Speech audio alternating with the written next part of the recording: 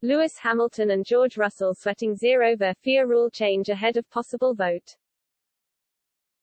Lewis Hamilton and George Russell have been left sweating after the FIA decided they may hold a vote over their proposed changes to porpoising rules. The changes were expected to bring the biggest benefits to Mercedes, who have suffered the most from the phenomena but now may not go ahead.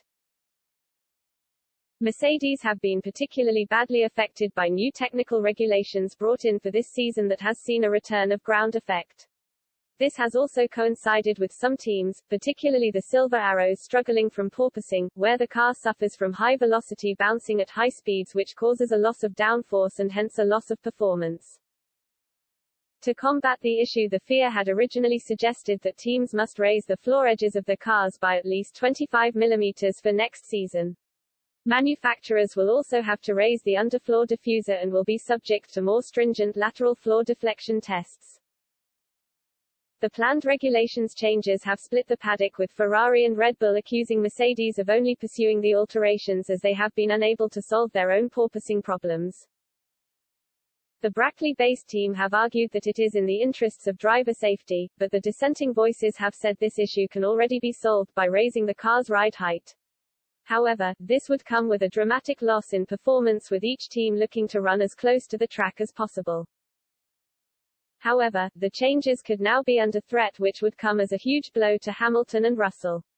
The FIA now plans to hold a vote on the issue at the World Motorsport Council, meaning the planned changes may not happen at all.